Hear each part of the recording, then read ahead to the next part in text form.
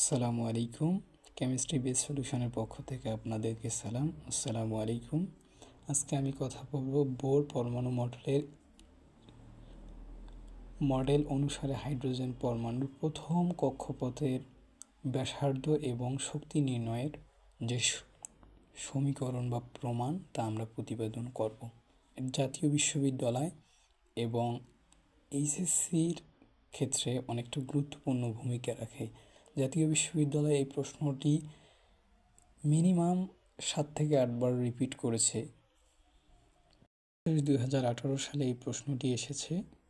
আমরা দেখি বোর পরমাণু মডেল অনুসারে হাইড্রোজেন পরমাণুর প্রথম কক্ষপথের ব্যাসার্ধ নির্ণয়ের জন্য একটি সমীকরণ প্রতিবেদন করো। তাহলে আমরা ধরি ইলেকট্রনের ভর হচ্ছে m। আমরা জানি যে ইলেকট্রনের ভর একটা নির্দিষ্ট আছে 9.11 গুণন 10⁻31।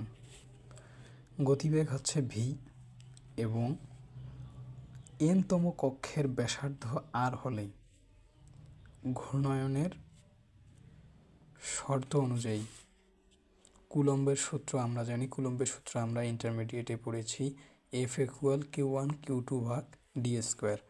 যদি কোনো আধানের উপরে বল প্রয়োগ করি, পরপর দুটো আধান, তাহলে তাদের দূরত্বের বর্গের ব্যস্তানুপাতিক সম্পর্ক নির্ণয় করবে। আর ইলেকট্রনের অপকেন্দ্রীমুখী বল হচ্ছে যে F = mv²।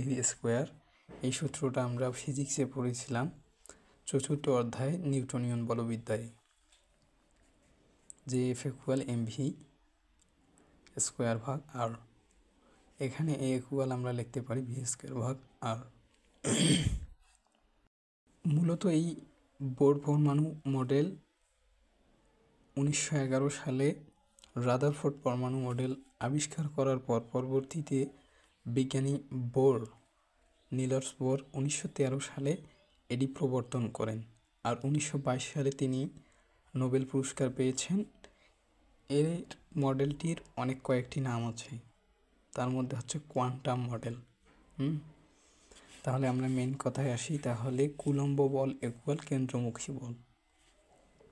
এখানে অপকেন্দ্রীমুখী বল বিষয়টা হচ্ছে যে কেন্দ্রের বাহিরে কেন্দ্রমুখী বল কাকে বলবো। কেন্দ্রমুখী বল আমরা এটা নির্ণয় করতে পারি। এখানে আমি একটা দিয়েছি, দেখো, যে নিউক্লিয়াসকে কেন্দ্র করে ইলেকট্রনগুলো যখন নির্দিষ্ট কক্ষপথে পরিভ্রমণ করবে, নিউক্লিয়াস থেকে কক্ষপথ পর্যন্ত যে দূরত্ব সেটা হচ্ছে আমাদের ব্যাসার্ধ r। আর অপকেন্দ্রমুখী বলতে কেন্দ্রের সাথে 90 ডিগ্রি অ্যাঙ্গেলে সর্বদাই কী করতেছে, দেখো, 90। এটা হচ্ছে যে বিপরীত দিকে ঘূর্ণায়নের ক্ষেত্রে অপকেন্দ্রমুখী বল। তাহলে ইলেকট্রনের গুণ হচ্ছে E1 গুণন E2 হচ্ছে যে e²/d²/r²।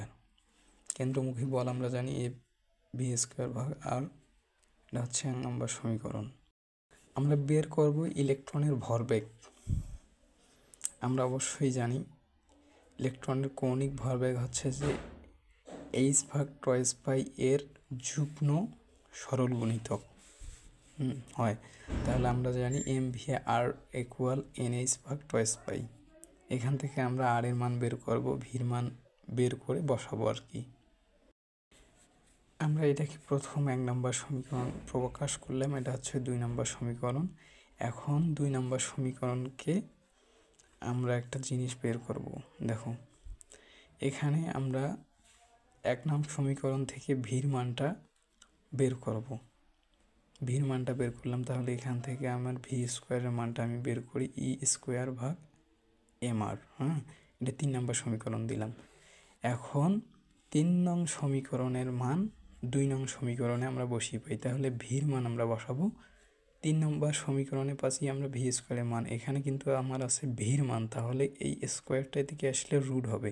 তাহলে এই স্কোয়ারটা এদিকে আসলে এই রুট দিয়ে এই 2টা কাটা যাবে, আর এখানে √m/r থাকবে। 3 নং সমীকরণের মান 2 নং বসিয়ে v = nh/2πmr। এই যে ভির মানটা বসাইছি এখানে স্কোয়ার করে দিছি, করে দেওয়ার কারণে এই যে ই স্কোয়ার ভাগ M R N square A square 4 pi square M square R square এখানে সম্পূর্ণটাকে স্কোয়ার করে দিছি। তাহলে আমাদের মূল কার মান দরকার, আর এর মানটা আমি এইখান থেকে যে আর গুণন পদ্ধতিতে করে এখানে আর এর মানটা বের করছি। এখানটা আর এর মানটার সমীকরণ ব্যাসার্ধ হচ্ছে এটাই। তাহলে আর ইকুয়াল আমরা লিখতে পারি N square A square 4 pi R square M E square. এটাই হচ্ছে ব্যাসার্ধ নির্ণয়ের সূত্র। এখান থেকে আমরা একটা শর্টকাট আমি যেটা বের করছি সেখানে দেখো, আর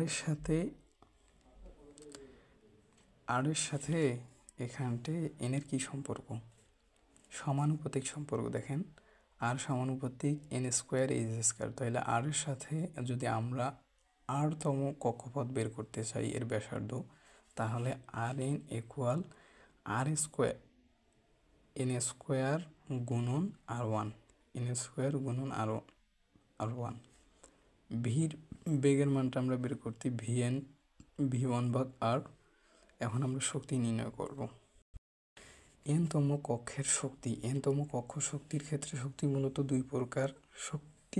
মোট শক্তি বের করতে গেলে আমাদের গতিশক্তি এবং স্থিতিশক্তি দুটোকে যোগ করে একত্রিত করতে হয়। তাহলে গতিশক্তি আমরা জানি half M V square plus স্থিতিশক্তি হচ্ছে যে মাইনাস ই স্কোয়ার ভাগ আর। এনতম কক্ষপথ হয় এখানটে মানটা আপাতত আমরা বসাবো না বসিয়ে এখানটে শুধু এনতম কক্ষপথ হয় এখানে 1 ধরলাম। যদি 1 ধরি তাহলে তো কোনো পরিবর্তন হচ্ছে না, তাহলে হাফ এখানে গুণ করে দিলাম। এখানটা আমার থাকলো হাফ ই স্কোয়ার ভাগ 2, এখানটা আমার থাকলো মাইনাস ই স্কোয়ার ভাগ আর 2। এখন হাফ থেকে যদি -1 বাদ দেই তাহলে -1/2 হবে। -1/2, এটা 4 নং সমীকরণ দিলাম।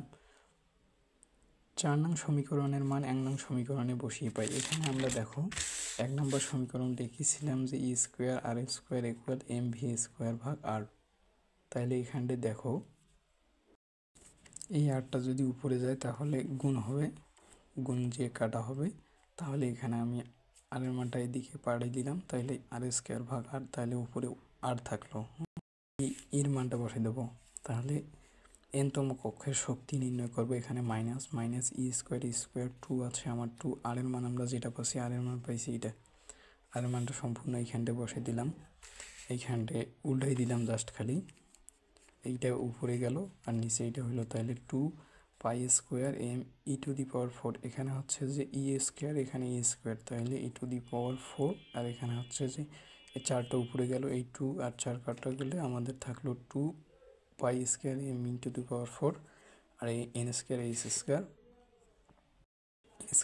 স্কোয়ার ভাগ অবস্থায় থাকলো। এটাই আমাদের শক্তি নির্ণয়ের প্রধান সমীকরণ। এখান থেকে আমরা যে শক্তির সাথে এখানে আমাদের কিসের সম্পর্ক আছে, এখানে শক্তির সাথে ব্যাসার্ধের, এখানে শক্তির সাথে আমাদের এনের সম্পর্ক হচ্ছে যে বর্গের ব্যস্তানুপাতিক সম্পর্ক। এই যে এইখানটায় আমি শর্টকাটে লিখছি, শক্তির সাথে আমার সম্পর্ক হচ্ছে মাইনাস ঋণাত্মক অবশ্যই E1 গুণন 1 ভাগ এন স্কোয়ার। এটা হচ্ছে শক্তির সাথে আমার কক্ষপথের ব্যাসার্ধ হচ্ছে কি বর্গের ব্যস্তানুপাতিক সম্পর্ক।